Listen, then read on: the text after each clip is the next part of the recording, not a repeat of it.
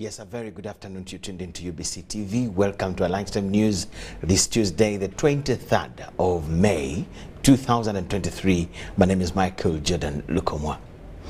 In our first story this afternoon, the Ministry of Health has announced their plans to extend the cancer treatment services in upcountry areas.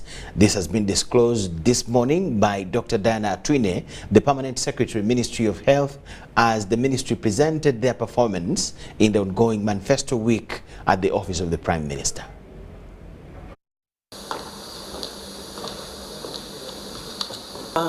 For cancer care, if you visit Cancer Institute right now, you'll see that a lot has changed in terms of infrastructure, in terms of capabilities, in diagnosis.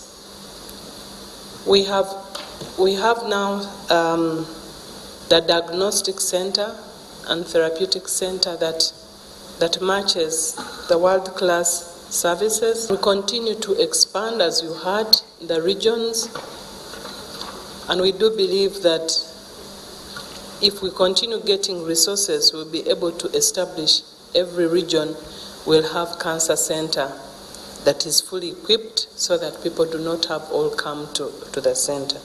I also want to tell you that the National Drug Authority has established a state-of-the-art laboratory, which we are going to soon commission. And this state of the laboratory will be able to help the country actually to earn from foreign exchanges, because we shall be receiving many samples from the sub-Saharan. We'll be able to handle other tests to the regional referral hospitals. The capacity of oxygen plants that we procured the time of COVID, we realized that could not serve also, because the region is supposed to be the hub for oxygen and it supplies all. And it's not only just the supply of oxygen in cylinders and all that, but we want now to make sure that we supply the liquid oxygen piped up to the bedside of the hospital. And this is what we are undertaking. That's Dr. Diana Atwine, the Permanent Secretary, Ministry of Health, while addressing the manifesto arrangement system at the Office of the Prime Minister this morning. Moving on, government and other partners have been urged to support the potential of the filmmakers in Uganda and content creators as they develop the film industry. During a press briefing on the celebration of the 10th edition of the Film Festival in Uganda, the Manager Content Development, Uganda Communications Commission, Ruth Chibuka, expressed the need to grow audiences for local films through interesting people to watch as a way of growing the sector and helping it to thrive. A survey conducted by Uganda Communications Commission in 2014 on all television stations indicate that 30% was local content and 70% foreign content. However, through the introduction of the local content quota by UCC to ensure that local films are aired on televisions, local content has risen to 60% on television stations. Through the local content quota, UCC introduced regulations that compelled television stations to air local content. However, broadcasters say they do not use local content because of the quality. Uganda Communications Commission started the film festival to improve the quality of Uganda's films. They have also done capacity building. I think about 6,000 and something that have been trained by Uganda Communications Commission through this project, and a number of them have been able to come out, and actually this year some of them have submitted their content because of the capacity building that they were given in directing, cinematography, in makeup, all those. Truly, as government and different partners, it is the potential we need to continue tapping into as we develop this industry. And of course, very key is that for this sector to grow, we must grow audiences. People must be interested to watch our films here in Uganda and beyond. The Commission also introduced regional short film competitions at the regional level, where people are given 28 days, and the quality exhibition has demonstrated potential in Uganda's film industry that has not fully been tapped. Some projects can go international, and UCC is optimistic that the industry will thrive, though limited in areas like distribution channels. As the Commission, we see that coming very clearly, and we're looking at the areas that are lacking, like distribution. The quality, we have talked about it, it has improved. Of course, it has improved greatly, and it can still improve further. Yeah, we can't say we have achieved it all, but we're also looking at what is lacking to make our industry strive. Things like as they celebrate the 10th edition of Film Festival in Uganda, UCC has partnered with Ugandan Hollywood international star Ntare Mwine Mbaoguma as someone relevant to inspire the film industry and expose Uganda to the whole world. It is a bit more difficult sometimes because it's more collaborative effort, but still you can work within one's own means to tell compelling stories, and so that's my advice to the Ugandan filmmakers. Don't wait till you have the latest camera or the latest computer to edit your work or the latest this or the biggest star to star in your film. Start with what you have. yeah. Although the number of filmmakers and content creators has increased in Uganda, improvement is determined by the quality. And then two, the numbers have also increased. Yeah, and for me, I always say that the number does not indicate the progress. Yeah. But the quality of production. You can have one movie that can move the whole world and represent Uganda. So, activities during the 10th Film Festival include interacting between filmmakers at different levels and screening of movies in cinemas. I'm Nafka Farida and Mary Namkose in Kampala. Mabira Forest stands tall as the biggest forest cover in the country. However, human activity and the increased population has led to the loss of the green cover. Our reporter highlights the magnitude of this degradation.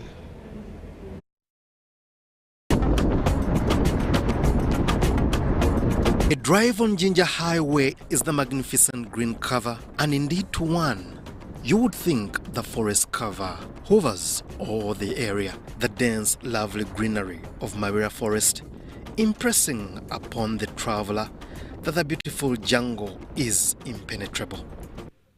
However, that is the outward picture of the entire story. Inside this beauty are illegal activities that threaten the very existence of the rich natural tropical forest. Degradation of this particular forest has been attributed to the increasing population, high demand for charcoal, and the quest for land for agriculture, among others. A government report has revealed that the country's forest cover has dropped to 9%, representing a 3% drop in just 2 years. In 2015, a joint water and environment sector review report put the country's forest cover at 11%, but in the 2017 review released, indicated that the country forest cover now stands at 9%. But what would be the problem? Indeed, the increasing population, The high demand for charcoal and the quest for land for agriculture has led to the degradation of the entire area. Now stakeholders including NEMA, National Forestry Authority, are in a drive to restore the prestigious heritage. The entire nation that has come up to say enough is enough. Let us walk the talk. Let us stop talking and do the restoration. And that's why we are here to plant this forest to restore Mabira forest. So far, the drive targets a lot of trees to be planted. The American telecom company is among those committed to restoring the degraded environment. HCC Uganda is privileged to partner with a friend and counterpart, NEMA, as well as NFA. Our commitment to environmental sustainability is one that we have put hearts and minds towards. Every year, we commit to planting at least 5,000 to 10,000 seedlings of trees. Last year, we planted about 30,000 trees, and this year we've started with 5,000 in partnership with NFA and NEMA. HCC Uganda is committed to minimizing its environmental impact and embraces shared infrastructure model to reduce its ecological footprint. Environmental sustainability is very important to us. What we committing to Ugandans is to provide renewable energy for every tower that we construct. Every tower right now is powered by solar, is powered by grid, is powered by new technology like lithium-ion batteries, and we're walking away from using greenhouse gas emissions. Despite the degradation, Mabira Forest stands tall as the biggest forest cover in Uganda. Ngabo Amon, reporting for Ubc TV. The youth have been challenged to desist from laziness after attaining skills through government programs and support from development partners. This was emphasized by team leader of Water for Agriculture at GIZ and woman member of parliament for Madiokolo district, John Aniku Okia, during a graduation ceremony of refugees and host communities at Adra Agricultural College in Madiokolo district. Team leader of Water for Agriculture at GIZ in northern Uganda, Martin Foking, and a woman member of parliament for Madiokolo district, Joan Aniku Okia, have challenged the young people who have attained skills training to translate their skills into income-generating ventures. The two argue that many youths do attain skills through government initiatives and with support from partners, but decide to render it useless by not translating it into real work. Many of our students have come here, been trained, they go back, and that is the end. We want to see a difference. Uganda is looking at you. If you're from South Sudan, one day you'll go back home. South Sudan is looking at you. You don't reach there by sitting and waiting. If you take the opportunities given to you, like this training, it will help you to start up your business and hopefully be successful in the future. 100 refugees and host community members graduated in the last cohort of the 400 who started undergoing skills training in 2020 with support from European Union and the German government to build the capacity of refugees and host communities for self-reliance in northern Uganda. We have been operating in partnership with the GIZ for the last 3 years. During this partnership with the GIZ, under RISE project, we have trained these 400 students, and we are happy that they have been able to complete, and we look forward to following them up, because this project has a component of supporting the learners. As GIZ, we focus on capacity building. What we focus on is actually on job creation. Beneficiaries, especially the refugees, have promised to implement the skills and also help others who have not had the opportunity in their communities. They also want to use the skills in their home countries of Democratic Republic of Congo and South Sudan when they go back. There is going to be a lot of change with us. So I want to give a special thanks to Adra Agriculture College. And when also peace comes, if we go back to our country, South Sudan, we shall also encourage this practice to make sure that most of our people should do this one. From these 4 weeks, I'm very sure in my future I will be someone. Because for me, I'm in a pig enterprise. I do piggery training. Madiokolo District Woman MP Joan Aniko Okea, however, urged the graduates to take advantage of government programs like a parish development model in order to have capital for their ventures.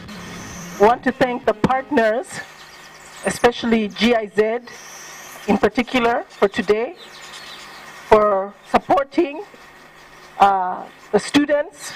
Last month, the president came to supervise and see how many people are following government programs, how many people are following the wealth creation message. But can you get the money if you're not in the parish circle? You must join the parish circle to get that money. Joseph Forama, UBC News.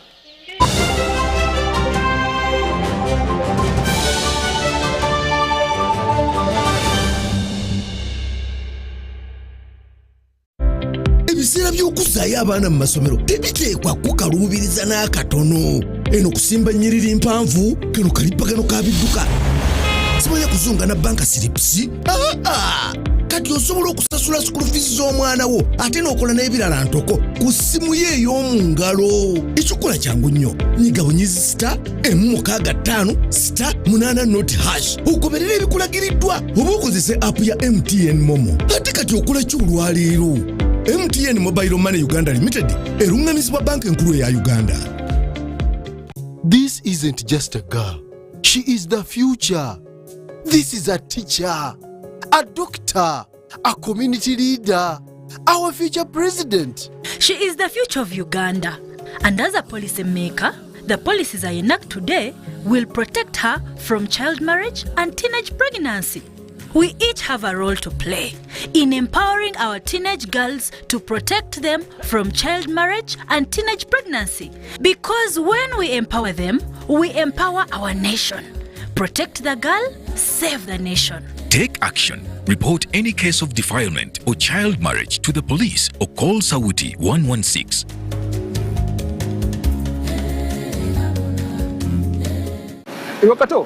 This is a quick call. I'm almost out of minutes. Now, the center.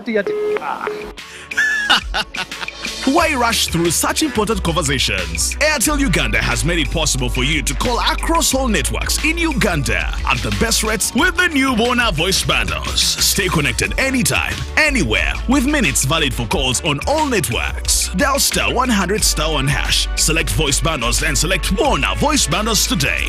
Airtel, a reason to imagine. Juko. Yo. Check the shopping, man. What's your secret? Haven't you heard of the parish development model PDM? Yes, I did, but I thought it was just a talk. No, it is real. I and a few friends together formed a circle, accessed money from the PDM, invested in a poultry project, and now things are moving. Juko. I thought I was one of your friends. You are. But you left me behind. I didn't leave you in poverty. What you do, just visit your LC2 chairperson and your parish chief and start the process of economic transformation. Just like that. The parish development model is an initiative from the government of Uganda through the Ministry of Local Government designed to transform all lives of Ugandans for the better.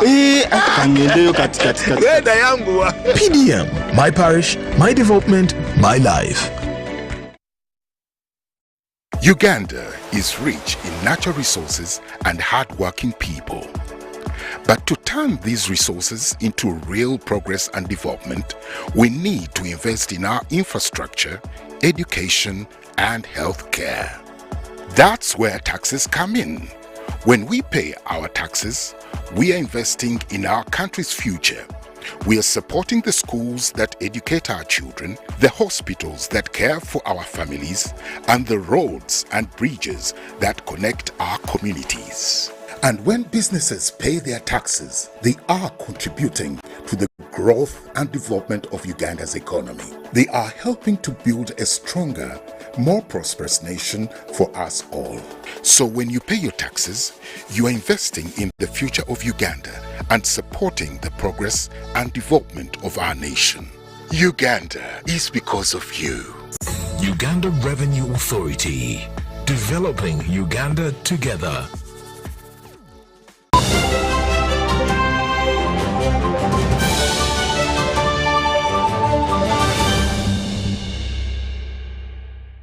So much for watching and welcome back from the break. A group of nursing and midwifery students are concerned about harassment and abuse from their supervisors during internship and field work. The president of the Uganda National Association of Students for Nurses and Midwifery, Moses Baguma, says that many student nurses are mistreated by their supervisors, which creates fear among them. The nursing and midwifery students have decried the high tuition fees, urging the government to intervene and address this matter.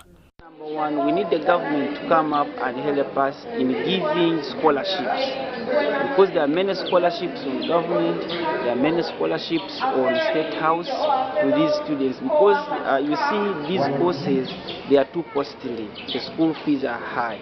But if the government comes up and help these students and top up, at least we can have a good number of health workers. Birungi Harriet Insamba, the Senior Principal Officer of the Technical Industrial Vocational and Entrepreneurship Training Program at the Ministry of Education and Sports, who represented Dr. Safina Musene, the Commissioner of Health Education and Training. Nsamba urged the students to uphold professional standards. To be better nurses and midwives. To be what?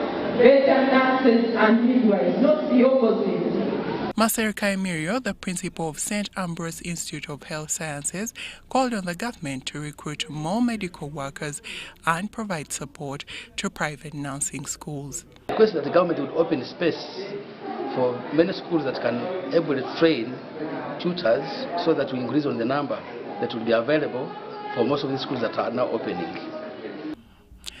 The institute, established in 2019 by the Vicar of Masindi, Joseph Birungi, offers certificates in nursing and midwifery. UBC Lunchtime News.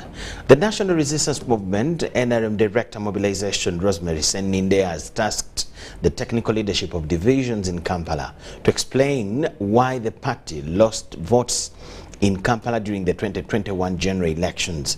According to Seninde, knowing why her party lost from presidential to parliamentary will resolve challenges and strategize for the 2026 general elections. She was addressing the party headquarters. She was addressing the media at the party headquarters in Chadondo, Kampala, ahead of the national mobilization drive on the parish development model.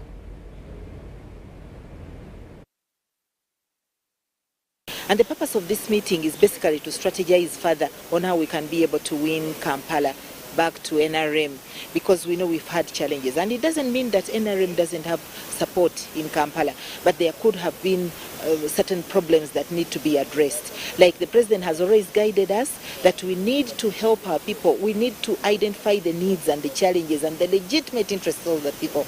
And it is exactly what we have been doing with these leaders, to hear exactly what is the problem. Our concern in the program that we are implementing now, the phased countrywide mobilization constituency program, is basically to also look at how are we faring as a party. Are we doing our work? Have we been able to implement our manifesto so far? Have we able to do what our people expect of us as far as service delivery is concerned. So I have actually put them to task to brief us as a secretariat what exactly is on the ground before we go to meet the leaders and to meet the other technical people like the town clerks and everybody. We needed to understand, to get that first-hand information on what exactly is happening in Kampala, because at the end of the day we want to ensure that the people have had what they are supposed to have. What are the challenges that have not yet been met? Because 2026 is not far. Our overall mission, our overall goal is to make sure that NRM wins in 2026. But we cannot achieve that if we don't ensure that service delivery is well implemented and our manifesto. So, thank you so much for watching. Let's take a short break. On return, we have more UBC Lunchtime News. Keep it with us.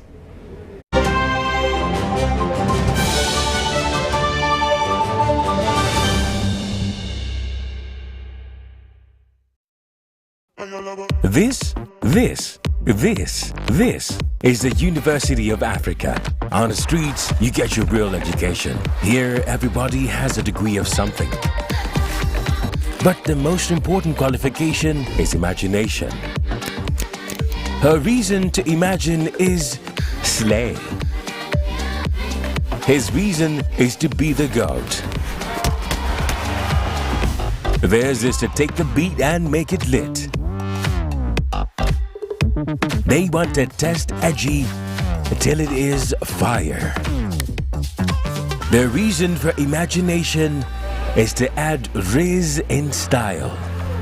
Her reason to imagine is finesse. And hers is to find what's new and bussin'. So no matter what your situation, just use your imagination.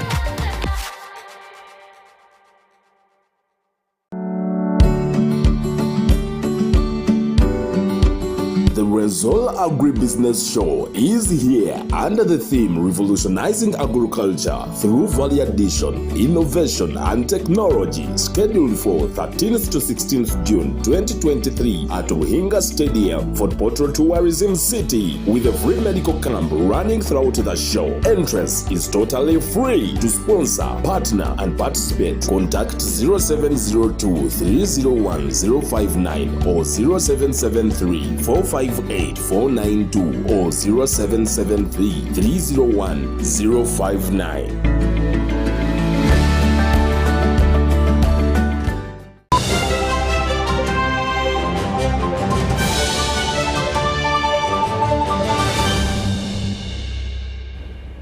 Thank you so much for watching and welcome back from the break. Let's take you straight to business news.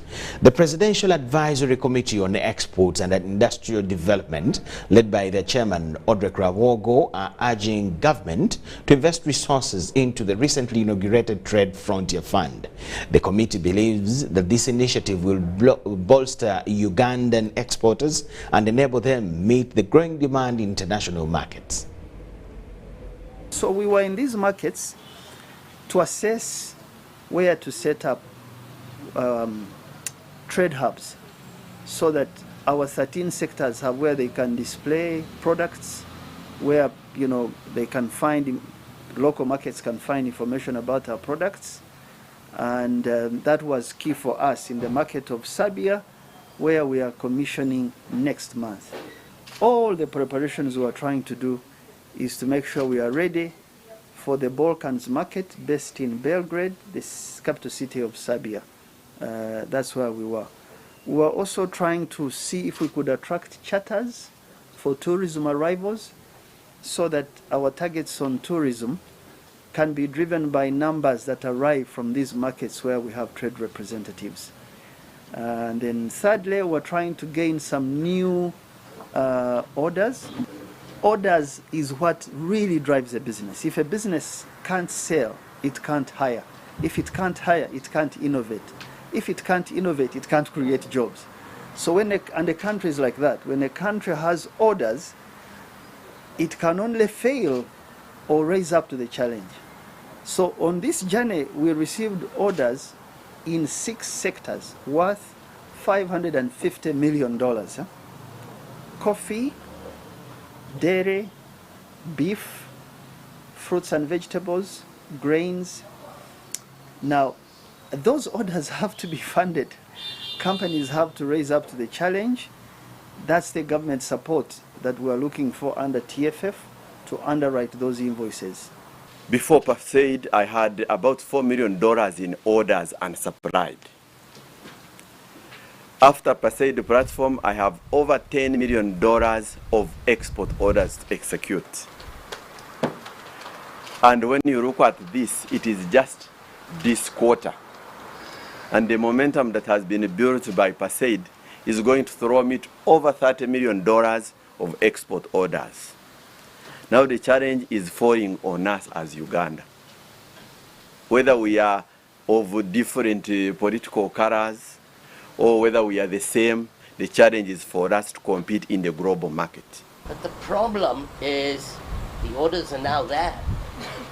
There is almost $550 million worth of orders that came from both the Belgrade and the UK and the Strip.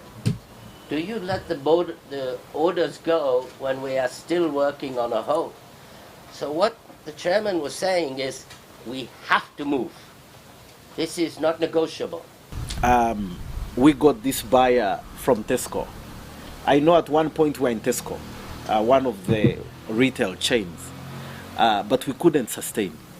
I think we took some packs there and couldn't sustain. The moment you get a shelf in Tesco and Coolga, wherever it is, you must sustain it.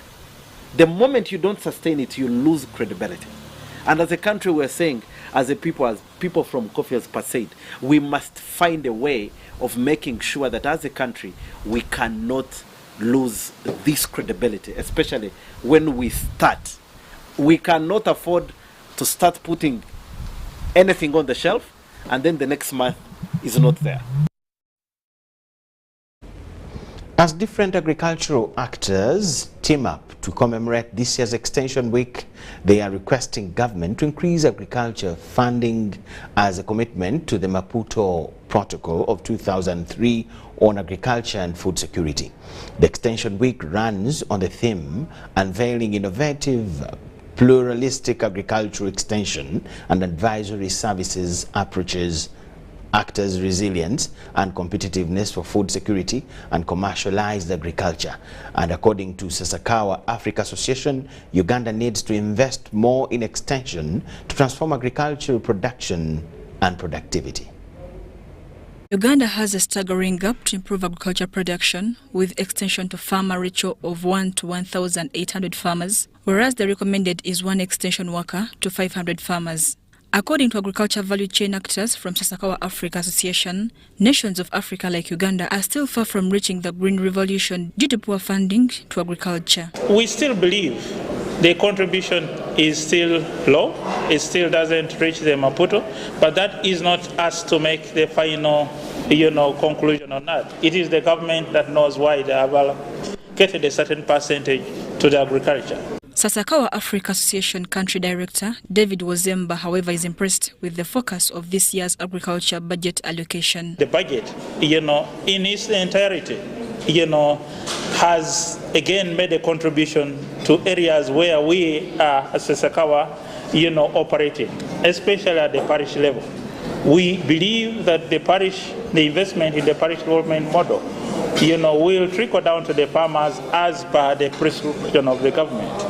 The purpose of the Extension Week is to generate extension policy and practice ideas on how agriculture extension and advisory services can effectively and efficiently contribute to the building of factors, resilience and competitiveness for food security and commercialized agriculture. With the Sasakawa Africa Association, there has been great milestone in addressing food security and mindset change in over 78 districts of Uganda. Under regenerative agriculture, we are looking at addressing partly some of the issues to do with climate change. So we are trying to use the local indigenous knowledge of some of the practices that have been proven to improve soil health. And we are working with a couple of partners to make sure that these technologies that we take to farmers are proven. Everything we do must end up with a market. Farmers must earn money. So with this, you see that we have also been able, one of the challenges that is facing the world, not only Uganda, is unemployment of youth. There are 78% of the qualified youth who don't have jobs. So what is Sasakawa doing in that relation? We have brought in what they call the youth business clinics.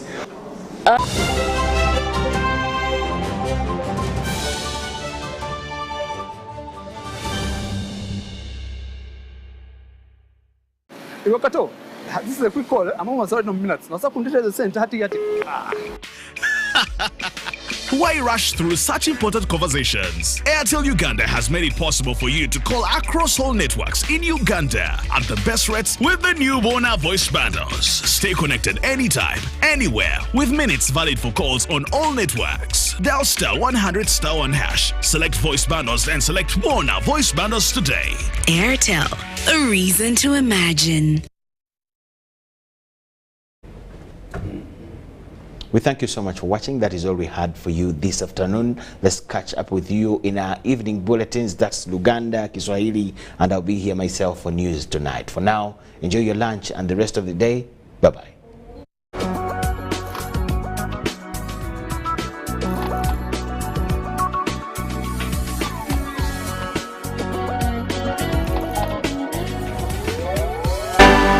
UBC.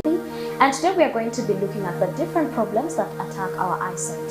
I am with Dr. May Tambler, your most welcome.